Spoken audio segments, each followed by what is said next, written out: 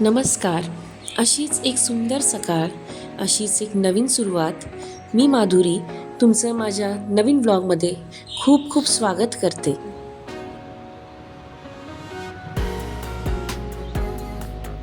तर आज आपण निघालोय महाडला. तर चला आमच्याबरोबर. तर क्रिसमस सणाच्या सुट्ट्यांच्या निमित्ताने आम्ही एक छोटासा पिकनिक प्लॅन केलो. महाडला आमचे एक फॅमिली फ्रेंड आहेत, तिथं मी हॉल्ट करायचं ठरवलो.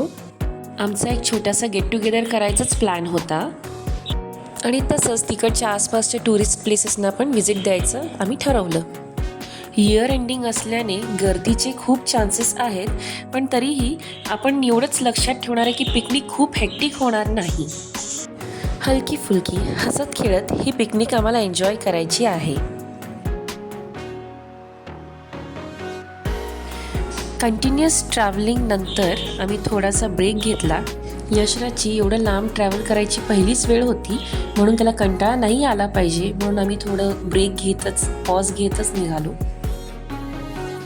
आम्ही जिथे जेवायला थांबलो तिथे एक सुंदरशी सुबक अशी दत्तांची मूर्ती होती, तसेच स्वामी समर्थांची मूर्ती होती.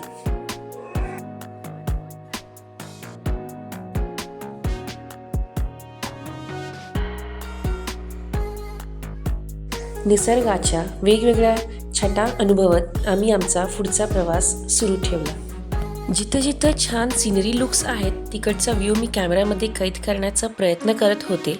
अर्थातच ते खूप डिफिकल्ट होतं माझ्यासाठी, कारण यशराज माझ्या हातात होता, म्हणून शूट करणं तितकं सोपं नव्हतं. पुढे कशिडी घाटच्या ट्विन्स टनलमधून प्रवास करताना खूप मजा आली. टनलमध्ये शिरताच वेगळाच रोमांचक अनुभव आला.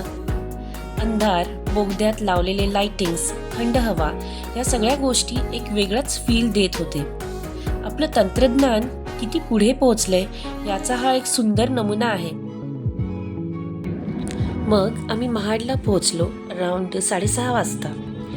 फ्रेश झालो, जेवलो आणि मग रात्री 12 वाजता भारतरत्न डॉक्टर बाबासाहेब आंबेडकर स्मारकला पोहोचलो. या जागेला 14 तळे असे म्हटले जाते. इथेच बाबा आंबेडकरांनी महाड सत्याग्रह केला होता. इथेच त्यांनी अस्पृश्यांना पाणी पिण्याचा हक्क मिळवून दिला, म्हणून हे एक ऐतिहासिक ठिकाण आहे. ॲक्च्युली आम्ही 12 वाजता आईस्क्रीम खाण्यासाठी म्हणून बाहेर पडलो होतो, पण तसंच आंबेडकरांचं स्मारकही बघून घेऊया म्हणून तिथे पोहोचलो. मग दुसऱ्या दिवशी आम्ही वाळणकोंडी देवस्थानला आलो. येथे श्री क्षेत्र वरदायिनी माता यांचं मंदिर आहे. हे ठिकाण ॲक्च्युअल महाडपासून फक्त 20 किलोमीटर अंतरावर आहे.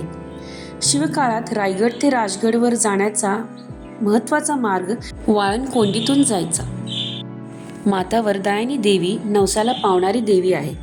वाळणकुंड हे काळ नदीच्या डोहात तयार झालेलं कुंड आहे. या कुंडात प्रचंड प्रमाणात मासे वास करतात.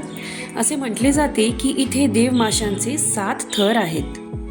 असेही म्हटले जाते की सत्ययुगात या डोहाच्या पाण्याखाली वरदायिनी देवींचं मंदिर होतं. आजही ते मंदिर डोहात अगदी तळाशी आहे. हे कुंड निसर्गाचा एक अद्भुत चमत्कार आहे.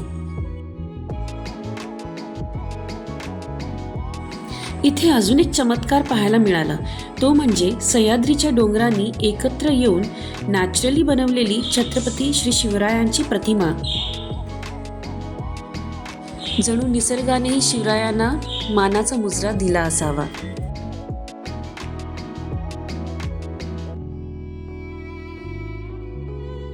श्री वरदायिनी माता की जय.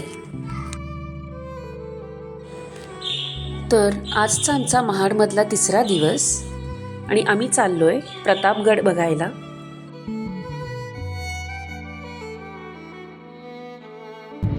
तर आत्ता आपण चाललोय प्रतापगडला. अशा एका निसर्गरम्य जागेवरती आपण आता जाणार आहोत. खूप वर्षांनी आपण असं बाहेर एकत्र फॅमिलीसोबत निघालो आहोत. तर आता आम्ही गड चढत आहोत.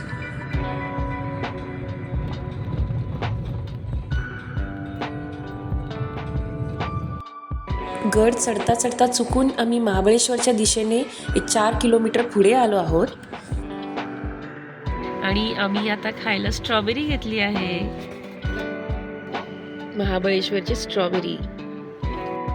चुकून आम्ही 4 किलोमीटर पुढे आलो आहोत, पण इट्स ओके. त्यानिमित्ताने आम्ही स्ट्रॉबेरीज खरेदी केले. आता आपण प्रतापगडच्या दिशेने निघालो. तर प्रथम आम्ही शिवकालीन खेडेगावला भेट दिली.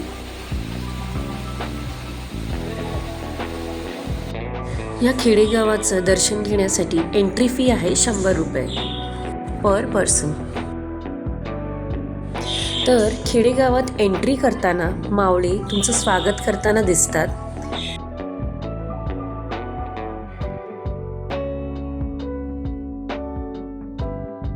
भिंतीवरती शिवाजी महाराजांच्या राजदरबाराचे वॉल फ्रेम्स लावलेले आहेत.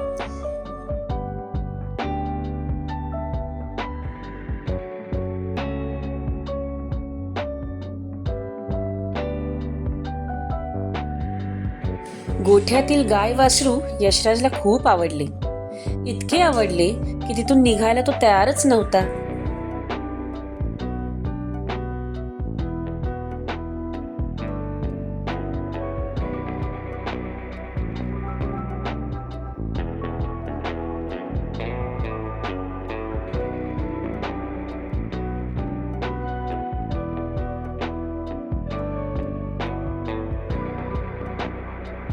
येथे गावातील स्त्री चुलीवरती भाकरी भाजताना दाखवली आहे.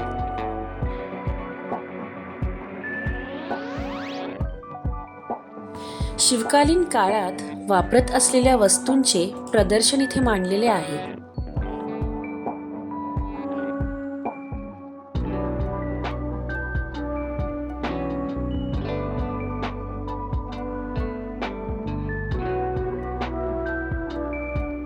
स्त्री जात्यावरती धान्य दळताना दाखवली आहे. येथे गावात शेकोटी घेताना 2 माणसं दाखवली आहेत. तर दुसरीकडे शेतकरी विश्रांती घेताना दाखवलं आहे. गावात मुलं विटीदांडू खेळताना दाखवली आहे.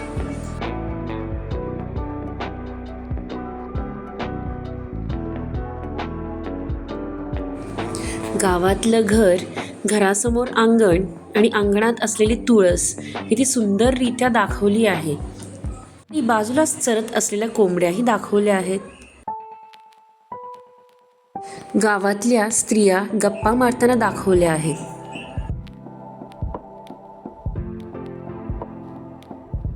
तर पुढचं घर कुंभाराचं दाखवलं आहे.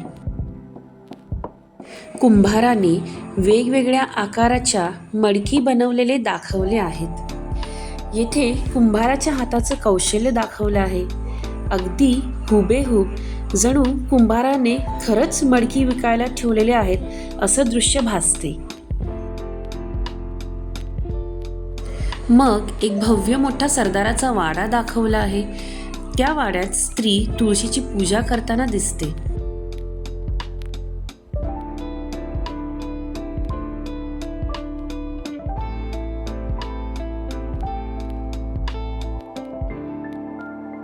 विविध प्रकारच्या भांडी, आयुध, सुपारी फोडायचे साधन, सनई, तुतारी वगैरे त्या काळात वापरात असलेल्या सर्व गोष्टी अप्रतिमरित्या सादर केल्या आहेत.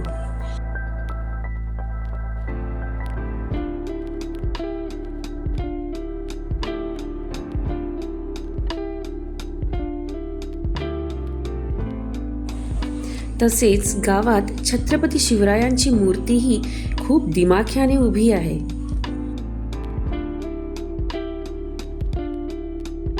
मग काही फोटोशूट्स. शिवकालीन गाव हे फोटो सेशनसाठी खूप सुंदर ठिकाण आहे. येथील वातावरण शांत आणि निसर्गरम्य आहे. ही जागा इतिहासाची आठवण करून देणारी आहे.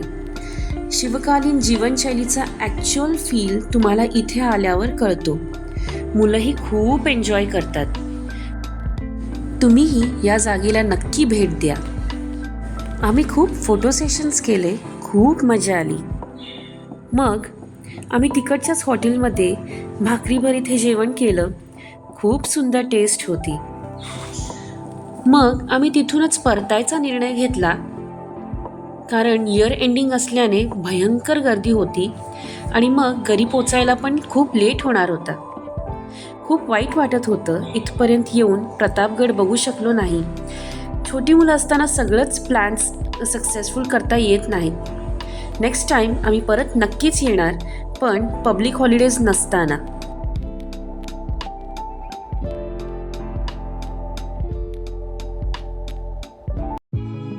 मग रात्री आमच्यासाठी एक भलतंच सरप्राईज होतं.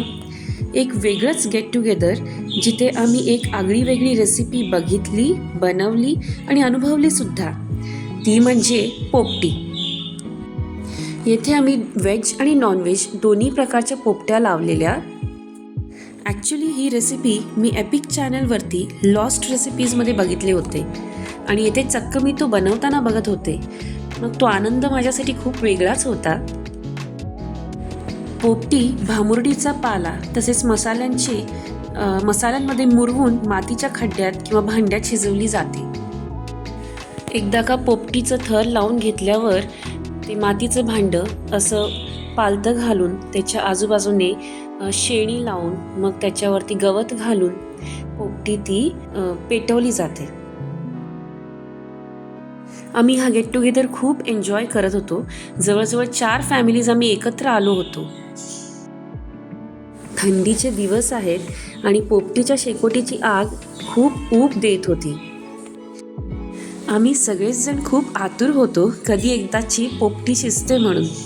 माझ्यासाठी तर हा खूप वेगळाच अनुभव होता. मग अशा पद्धतीने ते मातीचं भांडं उघडलं गेलं. तयार झालेली पोपटी बाहेर काढताना सगळ्यांची एक्साइटमेंट तुम्हालाही दिसतच असेल. मला तिथे असं कळलं की पोपटीचा जन्म गोव्यात झाला, पण मी गोव्याजवळच राहते आणि माझं आजोळही गोव्यात आहे. पण तिथे कुणालाही हे डिश बनवताना मी बघितले नाही. म्हणूनच बहुतेक या रेसिपीची गणना लॉस्ट रेसिपीजमध्ये केली असावी. या संपूर्ण सहलीमध्ये गेट टुगेदर विथ पोपटी हे एक अविस्मरणीय अनुभव राहील आणि नक्कीच या पोपटीची परंपरा याच्या पुढे मीही चालू ठेवणार. पोपटीची टेस्ट लय भारी होती. भामुर्डी पालाचा अर्क आणि मसाल्यांची चव पोपटीमध्ये खूप अप्रतिमरित्या उतरली होती.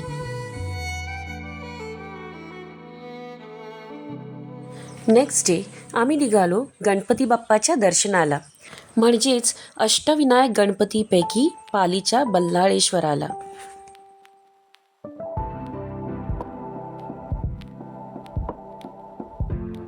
व्हिडिओ किंवा फोटो काढायची अनुमती नव्हती, म्हणून आम्ही बाहेरचा देखावाच कॅमेऱ्यामध्ये कैद करून घेतला.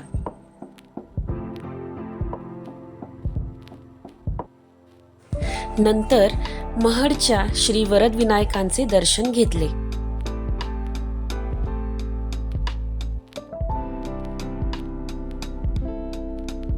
मग सुरू झाला आमचा परतीचा प्रवास.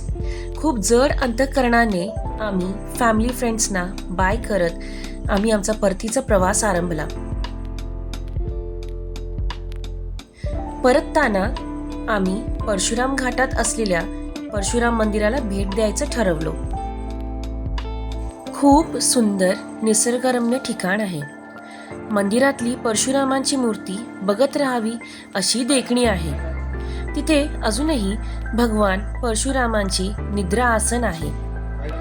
देवांचे फोटो तसेच व्हिडिओ घेण्याची अनुमती येथेही नव्हती.